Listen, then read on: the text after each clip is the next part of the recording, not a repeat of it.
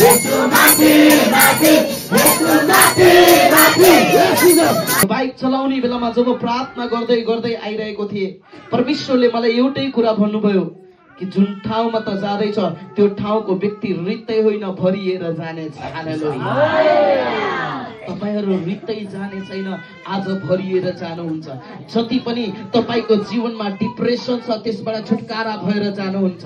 जतिजना पवित्र आत्माको अभिषेकलाई पाउनु भएको छैन, पवित्र आत्माको अभिषेक तपाई सुन्दै सुन्दै तपाई माथि परमेश्वरको अभिषेक ओर्लेर आउनेछ। हालेलुया। महिमाको बादललाई देखे। हालेलुया। अनि अहिलेसम्म पनि म महसुस गरिरहेको छु परमेश्वरको महिमाको बादल यो मण्डलीमा छ। हालेलुया। यो मण्डलीमा परमेश्वरको अभिषेक बगिरहेको छ। यो मण्डलीको माथि परमेश्वरको महिमाको बादल जुन यशायाले देख्यो त्यही महिमाको बादल, त्यही महिमा यो मण्डलीको चारैतिर महिमाले परमेश्वरले ढाकिनु भएको छ। हालेलुया। वर्षौंदेखि दुष्ट आत्माहरू, वर्षौंको श्रापहरू आज यहाँ टुट्नेछ। हरेक दुष्ट आत्माहरू जो वर्षौंदेखि लुकेर तपाईको जीवनमा बसेको छ नि, आज त्यो निक्लेर बाहिर आउनेछ। हालेलुया। आज ती बन्धनहरू टुट्नेछ, आज ती श्रापहरू खुल्नेछ जो तपाईको जीवनलाई बाँधेर राखेको छ। हालेलुया। आज धेरैजनाको जीवनमा आर्थिक ब्रेक थ्रु हुनेछ। हालेलुया। धेरैजनाको जीवनमा आर्थिक कुरामा छुटकारा परमेश्वरले दिनुहुनेछ। हालेलुया। आज प्रभु मलाई जब म आराधना गर्दै थियो, प्रभुले आज मलाई भन्नुभयो कि आज यिनीहरूको खोल्टीको लागि प्रार्थना गर। हालेलुया। यिनीहरूको परस जो तपाईले प्रस जसमा प्रस राख्नुहुन्छ, जहाँ तपाई पैसा राख्नुहुन्छ, त्यहाँ त्यसको लागि अन्तिममा हामी प्रार्थना गर्नेछौँ। हालेलुया। अनि परमेश्वरले त्यसलाई मल्टिप्लाई गर्नुहुन्छ। हालेलुया। 5 रोटी 5000लाई खुवाउनु भयो नि, त्यस्तै आशीष आज तपाईको खोल्टीमा, आज तपाईको जीवनमा हुनेछ। हालेलुया।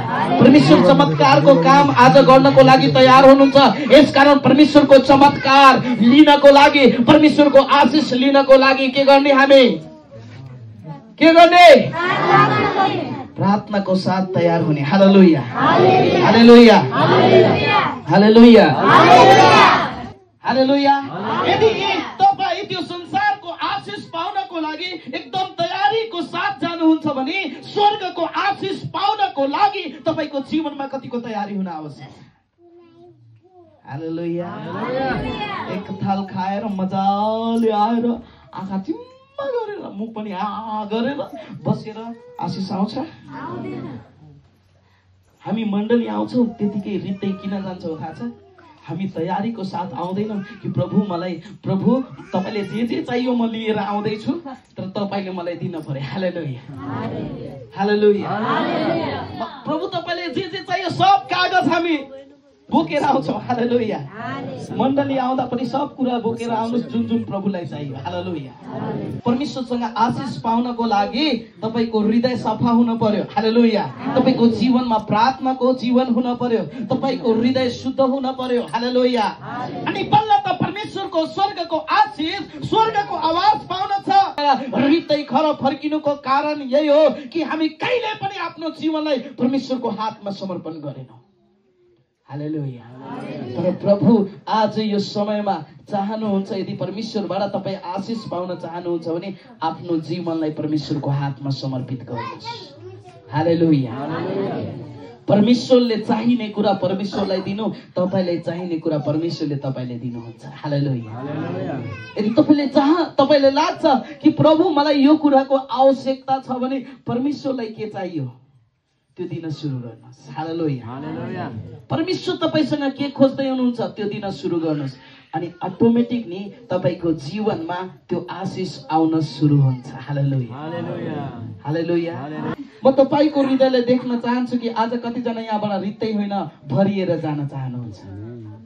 यदि तपाईँ भरिएर जानु चाहनुहुन्छ नि, तपाईँ भित्र भएको त्यो कमी, तपाईँ भित्र भएको नराम्रो स्वभावलाई निकालेर बाहिर राख्नुहोस्। हालेलुया। हालेलुया।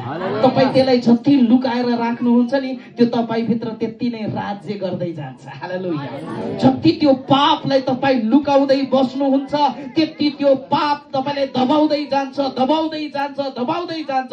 त्यति नै तपाईले डरमा राख्दै जान्छ। आज त्यो पापलाई खोलेर बाहिर राख्दिनुहोस् ताकि त्यो पाप तपाईको जीवनमा विजय पाउने होइन, आज त्यो पाप तपाईको जीवनबाट निस्केर जाने हो। हालेलुया।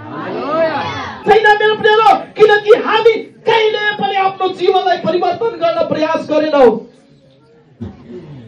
हामी परिस्थितिलाई देखेर, हामी समस्यालाई देखेर भागिरहेका छौं। तर आजको यो दिउँसोको बेलामा प्रभुको आत्मा तपाईसँग मसँग बोल्न चाहनुहुन्छ मेरो प्रियहरू। आज प्रभुको आत्मा बोल्न चाहनुहुन्छ। प्रभु तपाईको दुःखमा तपाईले देख्न चाहनुहुन्न। यदि तपाईको जीवनमा दुःख छ भने म देखिरहेछु यहाँ कोही त छ जो तपाई ऋणले तपाईको जीवनमा धेरै ऋण छ अनि यो समयमा तपाईले धेरै पैसाको अभाव छ, तपाईको परिवारमा धेरै समस्याहरू छ, धेरै समस्याहरू छ। प्रभु सबै प्रार्थना गर्दै गर्नुहोस्, प्रभुले आज तपाईको जीवनमा शान्ति लिएर आउनुहुन्छ। यस तपाईँ यहाँ बस्दै हुनुहुन्छ भने, सुन्दै हुनुहुन्छ भने आफ्नो हातलाई खडा गर्नुहोस्, किनकि म देखिरहेको छु तपाईको परिवारमा प्रभु शान्ति लिएर आउँदै हुनुहुन्छ। प्रभु तपाईलाई भन्दै हुनुहुन्छ, हे बोझले दबेको म कहाँ आइज। हालेलुया। म तँलाई विश्राम दिन्छु। हालेलुया। म कहाँ आइज, म तँलाई छुटकारा दिन्छु। हालेलुया। तपाईँ ऋणमा दबिएको हुनुहुन्छ। हालेलुया। तपाईको पैसा चारैतिरबाट पैसाको लेनदेनको समस्यामा तपाईँ डुबिसक्नु भएको छ। हालेलुया। इभन त म देखिरहेछु तपाईको परिवारमा पनि केही कामहरू भइरहेको छैन। हालेलुया। परमेश्वर आज त्यो कुराबाट छुटकारा दिनको लागि चाहनुहुन्छ। हालेलुया। यसकारण आफ्नो जीवनलाई, आफ्नो हृदयलाई तयार गर। बाइबलले भन्छ मेरो प्रियहरू, येशू त्यो ठाउँमा ओर्लेर आउनुभयो। हालेलुया। येशू त्यो ठाउँमा ओर्लेर आउनुभयो। 38 वर्षदेखि त्यो रोइरहेको थियो, त्यहाँ सोचिरहेको थियो कसैले त मलाई छुटकारा दियोस्, कसैले त मलाई सहयोग गरोस्, कसैले त मलाई यो कुराबाट छुटकारा दियोस्, कसरी म योबाट चङ्गाई पाऊँ, कसरी यो समस्याबाट म निस्कियो। 38 वर्षसम्म रोइरहेको थियो। र बाइबलले भन्छ येशू ओर्लेर आउनुभयो, किनकि यो येशूको इच्छा हो कि हरेक व्यक्ति चङ्गाई पाउनु पर्छ, हरेक व्यक्ति निको हुनुपर्छ, हरेक व्यक्तिको रोग निको हुनुपर्छ। यो येशूको इच्छा हो। अनि बाइबलले भन्छ येशू त्यहाँ आउनुभयो अनि 38 वर्षदेखि जो रोगी थियो, जो हिँड्न सक्थिएन, बाइबलले भन्छ येशूले भन्नुभयो उठ अनि तेरो खाटलाई उठा अनि चाल्थे। बाइबलले भन्छ येशूले भन्ने बित्तिकै त्यो व्यक्ति उठेर हिँड्न थाल्यो, त्यो व्यक्ति दुगुड्न थाल्यो। आज प्रभु यो चमत्कार तपाईको लागि गर्न चाहनुहुन्छ। आज तपाईको लागि येशू यो चमत्कार गर्न चाहनुहुन्छ।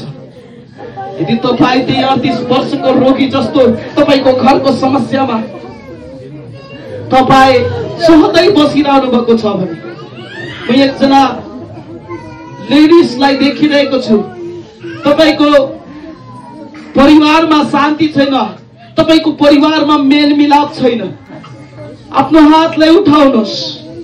प्रिबाना सेखेफेरी यादनामा यहाँ कोही त छ जो म देखिरहेछु जसको परिवारमा मेलमिलाप छैन, विवाद भएको भई, झगडा भएको भई हुन्छ, किचकिच भइरहेको छ तपाईको परिवारभित्र। तपाईले कसैलाई भन्नुहुन्न त्यति, तपाईको परिवारमा तर किचकिच भइरहेको छ, झगडा भइरहेको छ, विवाद भएको भई छ। तपाईँ आफ्नो हातलाई उठाउनुहोस्। आज मेरो प्रियहरू, तपाईको परिवारमा, तपाईको घरमा जो झगडा भइरहन्छ त्यो कुराबाट परमेश्वर चङ्गाई दिनुहुनेछ। आफ्नो हात राम्रोसित उठाउनुहोस्। तपाईको परिवारमा जो झगडा भक्को भई हुन्छ, आजदेखि परमेश्वरको आत्मा तपाईको जीवनमा छुटकारा लिएर आउनुहुनेछ। आजदेखि परमेश्वरको आत्मा तपाईको जीवनमा चङ्गाई लिएर आउनुहुनेछ।